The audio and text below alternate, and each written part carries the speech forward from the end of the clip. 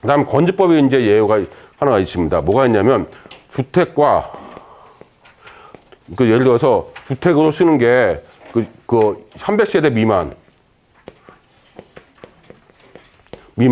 300세대 미만이고 주택이 차지하는 면적이 90% 미만 요것만 따로 건지법으로 나왔습니다. 이게 300세대잖아요, 분명히. 300세대 거기 어디 맨 앞에만 뭐 열심히 적는 것 같은데 거기다 제가 한번 정리하고 드릴게요. 이게 개념부터 크게 잡아야 되니까. 그러니까 주택이 300세대 미만이면서 주택이 차지하는 비율이 90% 미만인 경우는 이건 건지법 예외를 뒀습니다. 이거 예외. 그 무슨 말이냐면 주택이 300세대 미만이면서 주택이 차지하는 비율이 90% 미만. 대표적인 게 뭐가 있을까요? 도시형 생활주택이죠. 도시형 생활주택은 뭐라고 했어요? 이렇게 해지는 거. 도시형. 이거 봤잖아요. 근데 이거는 도시형 미만이니까 299세 딱 짓고, 요거는 뭐예요? 상가를 3천 안 되게 딱 지어. 3천. 그러니까 상가도 3천 안 되게 짓는 거죠. 안 되게. 그러면 이게 무슨 법이에요, 이건? 이건 건지법이에요. 그냥 도시형만 299세대 지으면, 이거 지으면, 도시형만. 이건 무슨 법이에요? 이건 주택법이죠. 뭐라고 하십니까? 건지법, 주택이, 이건데 건물법 예외는 요거이면서 90% 미만. 이거는 뭐만 있어요? 주택만 있잖아요. 그러니까 주택만 있으면 여기에 해당되죠. 도시형. 우리가 시내에 보면은 아주 이름 그냥 꼬랑말로 그냥 멋있는 도시형 할 때 많잖아요. 조그만 거. 그렇죠? 그게 뭘로 지는 거예요? 요걸로 지는 거죠. 도시형. 요걸로. 이거 지면서 우리가 뭘 받아요? 그런 거 보면. 무슨 네이크 팰리스니 뭐 이름 많이 있잖아, 그런 거. 그거 받으면서 청약 통장은 안 받는데 입주자 모집 공고는 하잖아요. 주택법에서는. 도시형은 청약 통장 없어요. 그러니까 입주자 모집 공고는 발표하잖아요. 여기는 안 하는데. 따로 이렇게 의무가 없는데. 그래서 여기는 도시형은 299세대 짓고 밑에 상가를 이렇게 지면은 이건 무슨 법이라고요? 이건 건지법이죠. 건지법이잖아요, 이거. 보니까. 이거 건지법 하라고 했잖아요. 건축 허가만 내면 되는 거예요, 이거는. 이거는 사업계 승인인데 이건 허가만 내면 되죠. 그러니까 이게 붐이었죠. 한동안에 개발업자들. 이게 엄청난 붐이었습니다. 왜? 개발업자는 이렇게 개발하니까 뭐가 돼요?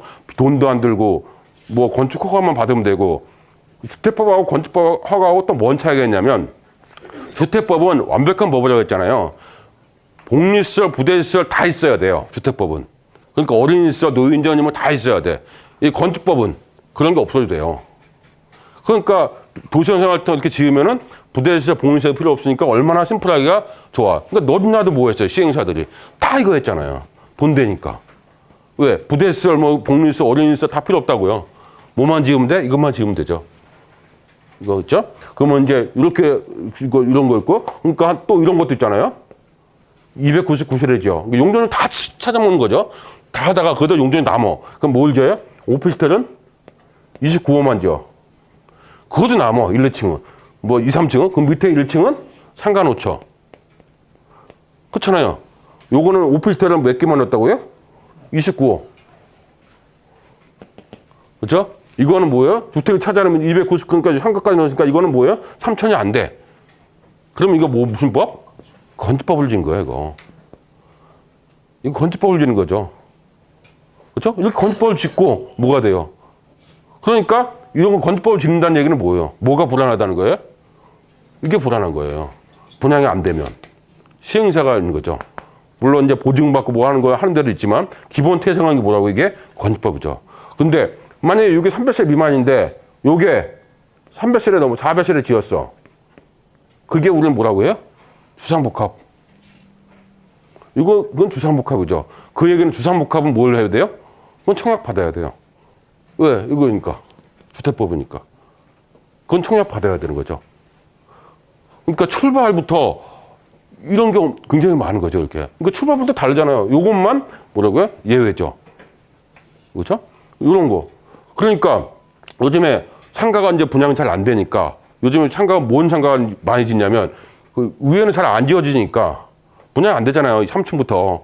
1, 2층만 상가 놓고 의료는 몰라요? 주택을 그 투룸 넣는 거야. 원룸이나.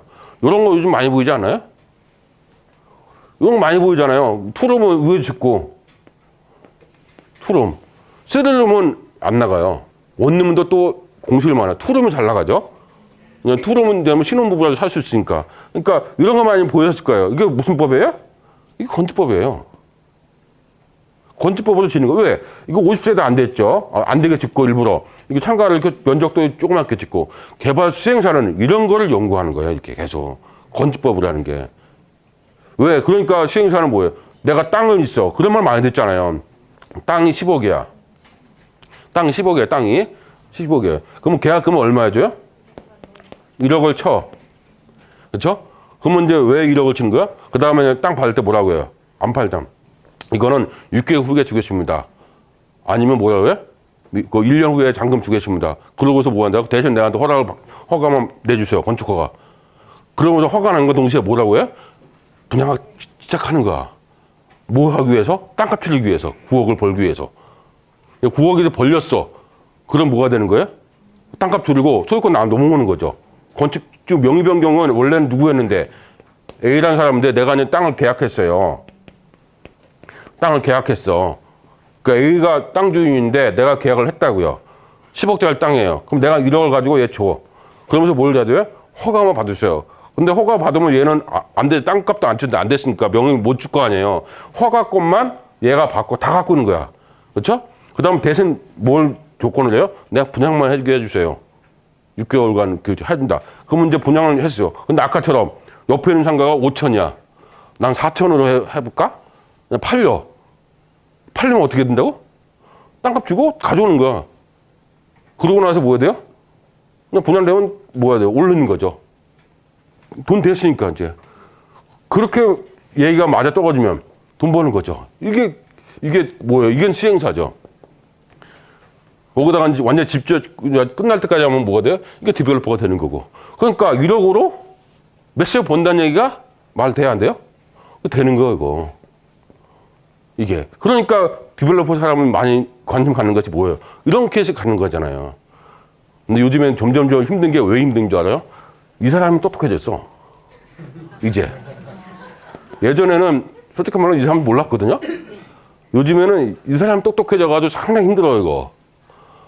요즘에는 뭘 10% 달라는 게 안 해. 최소 3%, 40% 요구하죠. 그러니까 요즘에 개발이 조금 어려워져서. 그러니까 이게 그 얘기예요. 그럼 건물법은 땅값 다 치러야 돼. 그걸 어떻게 치러야 돼, 건물법은? 내가 1억을 쳤어. 그렇죠? 1억을 쳤어요, 땅값을. 그 다음 얘는 이제 9억 줘야 되잖아요. 근데 나 건물법 가고 싶어. 어떻게 가야 돼요? 9억을 신탁사나 금융사나 얘기를 해가지고 신탁사 보고 대신해 주세요. 난 1억 냈으니까. 그 얘기죠? 신탁사가 이제 나머지 잔금 다 치러가지고 이제 소유주는 누구한테 가요? 신탁사로 가는 거죠. 신탁사로. 나는 이제 뭐예요? 땅값하고 이익만 내가 이제 신탁 원부에다가 이제 보장받고. 그렇게 분양을 하죠? 그럼 얘는 끝난 거죠. 그렇게 가는 것이 건물법이죠. 건물법으로 가면은 근데 왜 건물법을 왜 안 가냐? 건물법은 뭐라고 했습니까? 건물법이나 주택법은 누굴 위한 제도라고요? 수분양자. 수분양자가 하니까 건물법하고 건축법 무슨 차이가 있냐면 이게 건축법하고 수분양자를 위한 거니까 여기가 끝나잖아요. 그러면 돈을 정산을 언제 하냐면 주택법이나 건물법은 한참 지나고 나서 정산해요. 돈 정산. 시행사가 돈 받는 거. 근데 건축법은 팔자마자 내 돈이죠. 팔자마자 내 돈. 팔자마자 내 돈. 그거죠. 그래서 이렇게 되는 것이 이 차이가 있기 때문에 건축법을 많이 하죠. 대부분. 어떻게든지. 상가가 솔직히 말해서 100개의 상가를 분양하면 99개는 다 건축법이에요. 알게 모르게. 우리가 몰라서 그렇지. 우리가 몰라서 그렇지 99개가 다 뭐예요? 건축법 상가입니다. 자세히 들여다보면. 구분하는 부분도 제가 알려드리겠지만 그 한 개가 어쩌다가 이제 하나가 뭐예요? 이 건물법 상가죠. 근데 우리는 그러니까 상가 분양만 사람들이 뭐라고 해? 다 하나같이. 아, 상가는 진짜 뭔지 모르겠다고. 이 차이를 모르니까. 우린 뭐만 보는 거예요? 그 조감도와 이게 뭐 하여가 MD 구성 그런 거하고 현혹돼가지고 그냥 도장 꽝꽝 찍고 오잖아요. 나중에 보면은 뭐가 뭔지 상가를 왜 샀는지 차라리 그러잖아, 다. 그 화려한 마케팅에 속으니까. 근데 개발사 입장에 봤을 때는 하잖아, 말이. 출발이 다르잖아요. 그러니까 분양 땅값 주는 건. 땅값, 이 사람 뭐, 땅값만 주면 끝나는 거죠. 그럼 내가 뭐 준 거야? 내가 상가 분양방에 하면 뭐 하는 거예요? 그냥 내가 치면서 땅값 준 거죠, 대신. 그럼 얘는 뭐가 돼? 돈 버는 사람들은 얘만 버는 거죠. 분양이 안 된다. 그럼 좀 가격을 내립니다, 분양가를. 뭐만 바꿔요? 시행사 이름만 바꿔서. 바꿔가면서 내리는 거죠. 그렇죠? 그러니까 이렇게 상가가 이렇게 다르다는 것도 이렇게 있습니다, 이게 개념이. 그래서 그 얘기했는데 여기서 이제 하나 더 제가 얘기 안 한 게 있는데 이 주택법하고 건물법은 이게 왜 결정될까요? PF가 있기 때문에 결정되는데 왜 그럴까요? PF가 뭐죠? 프로젝트 파이낸싱이라고 하죠. 이게 뭐예요? 돈을 빌려주는 데 아니에요. 돈을 빌려주는데 그냥 빌려줘요? 은행이든 뭐든 돈 빌려줄 때 뭐가 있어야 돼요? 끝이 있어야 되죠. 변제기가. 그러니까 PF라는 것은 요게 확실하니까 돈 빌려주는 거예요. 그러니까 주택법이나 건물법은 뭐가 확실해야 된다고요? 이게 확 있는 거지. 못이 박아. 그러니까 돈은 파이낸싱 만든 거 몇백억이든 만약에 했는데 분양이 안 됐다. 그럼 어떻게 돼요? 다 가져가는 거죠. 신탁사가 가져가든 뭐 다 가져가잖아요. 등기를. 요게 있기 때문에. 근데 건축법은 요게 없으니까 PF가 안 되는 거죠. 이게 없잖아요, 건축법은. 이게 없으니까 PF가 한다는 건 말이 안 되죠. 그럼 건축법은 어떻게 풀어야 돼, 그러면? 건축법은 바로 PF가 아니라 뭐라고요? 기성구라고 하죠. 기성구 대출. 기성구 대출이 뭐예요? 공사하는 것만큼의 은행에서 돈을 빌려주는 거죠. 그게 기성구 대출이에요. 그러니까 내가 빌라 지는데 우리 PF 대출 받아서 집 지었어. 말돼 안 돼? 이게 잘못된 거야, 단어가. 그럼 뭐 한 거예요? 나는 기성구 대출 받아서 짓는 거죠. 기성구 대출은 또 뭐예요? 공정률에 따라서 공정률이 어떻게 되냐면 우리가 기성구 대출이 뭐 80% 대출 받았다고 쳐요. 만약에 공사비가 100억짜리예요. 그럼 80억을 대출 받은 거잖아요. 그 된다는 기성구 대출 80% 해준다는 얘기는 공사비가 100억이라면 80억 해준다는 얘기죠. 그죠? 그렇게 생각하면 큰일 나는 게 기성구 대출이에요. 그래서 함부로 하는 게 뭐냐면 만약에 1차 중도금 때 공정률 10%, 2차 10%, 3차 10% 이렇게 됐어. 10% 공정률 나갈 거 아니야. 그 10% 100을 치면 돼. 1차 공정률 10%예요. 그럼 우리가 어떻게 생각할까요? 그럼 100억에서 공사비가 어떻게 우리 이게 80억을 마이너스 치고 나가요? 80억을 했으니까 마이너스 한도로 80억에서 10억 나가고 80억 10억 나오고 이게 아니에요. 뭘까요? 80억으로 기성구 대출 했으면은 1차 때나가 10억만큼의 공사를 했잖아. 그럼 여기에 80%예요. 8억이죠. 8억을 대출해 주는 거지. 이 여기서 마이너스처럼 대출해 주는 게 아니에요. 나머지 2억은 뭐 해야 돼요? 내 돈으로 내야 돼. 내 돈으로 누구 돈으로? 시행사. 건축주 돈으로 2억을 챙겨야 돼요. 그러니까 또 뭐를 해야 돼? 그래서 기성구 대출 이렇게 해도 뭐 해야 돼요? 2억은 분양 어떻게든 분양을 해야 돼. 싸게라도 뭐 하든. 아니면 내 돈을 한다든지. 그러니까 빌라들도 처음에 무리하게 막 하잖아요, 막. 건축할 때. 왜? 기성구 대출을 80%가 이게 만만치 않으니까. 그때만 돈은 어디 있어? 크죠. 2억씩이면. 그렇죠? 그래서 2억을 한 돈 있죠. 그래서 기성구 대출 80%가 적은 거예요, 많은 거예요? 굉장히 적은 거죠. 왜? 그때 공정률에 따라서 80% 나가니까. 저는 90% 밑으로면 안 해요. 안 했어요, 예전부터. 90% 이상은 돼야 이 기성구 대출 잘 받은 거지. 90% 이하잖아요? 그러면 중간중간에 이거 무지하게 힘들어요, 이거. 어떻게든 돈을 끌어와야 돼.